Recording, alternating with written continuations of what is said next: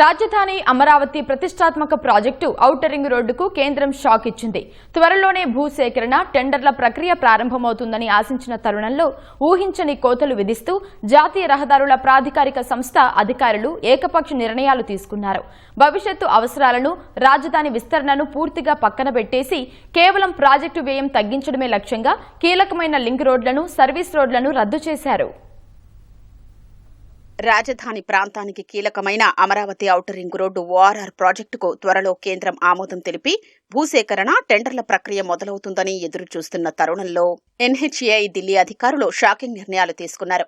Amaravati outer ring road నిర్మాణానికి 38,450 కోట్లు అవసరమని రాష్ట్రం నుంచి కేంద్రానికి అధికారులు ప్రతిపాదనలు పంపారు. 189.4 కిలోమీటర్ల మేర 6 వరుసల ఔటర్ రింగ్ రోడ్డు, దానికి ఇరువైపులా 2 వరుసలతో సర్వీస్ రోడ్లు అవసరమని ప్రతిపాదించారు.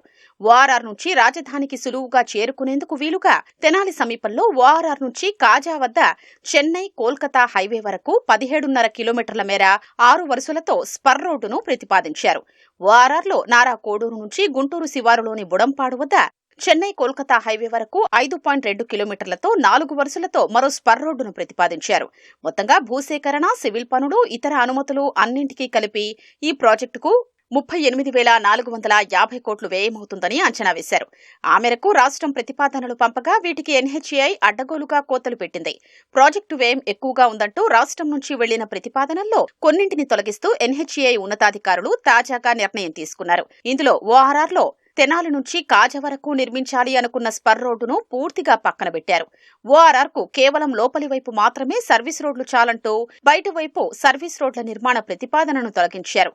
వీటి వల్ల ప్రాజెక్టు వ్యయం దాదాపు 6,500 కోట్లు తగ్గించి 32,000 కోట్లకు పరిమితం చేశారు.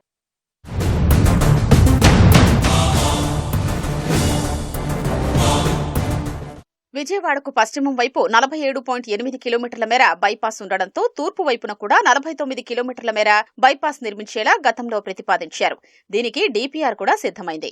అయితే ఔటర్ రింగ్ రోడ్డు ప్రాజెక్టు మంజూరు చేసే సమయంలో దానికి సమీపం నుంచే విజయవాడ తూర్పు బైపాస్ వెడుతుండడంతో ఈ బైపాస్ ప్రతిపాదనను ఎన్హెచ్ఏఐ ఉపసంహరించింది. దాని స్థానంలో ఓఆర్ఆర్లో తెనాలి సమీపం నుంచి కాజా వరకు స్పర్ రోడ్డును ప్రతిపాదించింది.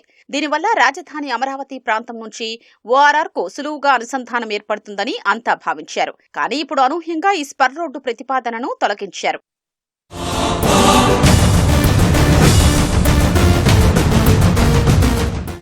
ఓఆర్ఆర్కు కేంద్ర రవాణా, జాతీయ రహదారుల మంత్రిత్వ శాఖ MoRTH alignment approval committee 2024 December 20న ఆమోదం తెలిపినప్పుడు సర్వీస్ రోడ్లు వద్దని అందులో పేర్కొంది. అవసరమైతే ఓఆర్ఆర్ లోపలి వైపు సర్వీస్ రోడ్డు ప్రతిపాదనను పరిశీలించాలని సూచించింది. అయితే దీనిపై సీఎం చంద్రబాబు స్పందించి ఓఆర్ఆర్కు ఇరువైపులా సర్వీస్ రోడ్లు ఉండాల్సిందేనని కేంద్రంపై ఒత్తిడి తీసుకొచ్చారు. కేంద్ర మంత్రి గడ్కరీతో పలు దఫాలు దీనిపై చర్చించారు. దీంతో ఇరువైపులా 2 వరుసలతో సర్వీస్ రోడ్ల నిర్మాణానికి ప్రతిపాదన పంపాలంటూ ఆదేశాలు. ఈ మేరకు ఇక్కడి అధికారులు డీపీఆర్లో వాటిని పొందుపరిచి పంపారు. తాజాగా ఓఆర్ఆర్ బయటి వైపు సర్వీస్ రోడ్ల ప్రతిపాదనను పక్కనబెట్టారు. ఎన్హెచ్ఏఐ తాజా నిర్ణయంతో రాజధాని ప్రాంతంతో పాటు తాడేపల్లి, మంగళగిరి ప్రాంతాలకు చెందిన వారికి ఓఆర్ఆర్ దూరం కానుంది. కాజా నుంచి తెనాలి వద్ద ఓఆర్ఆర్ వరకు స్పర్ రోడ్డు ఉంటే అది దగ్గర మార్గంగా ఉండేది. ఇప్పుడు ఆ ప్రతిపాదనను తొలగించడంతో వారంతా గుంటూరు శివార్లోని చెన్నై కోల్కతా హైవేలో బుడంపాడు వరకు వెళ్లి అక్కడి నుంచి స్పర్ రోడ్డులో ప్రయాణించి నారా కోడూరు వద్ద ఓఆర్ఆర్లోకి చేరుకోవాల్సి ఉంటుంది.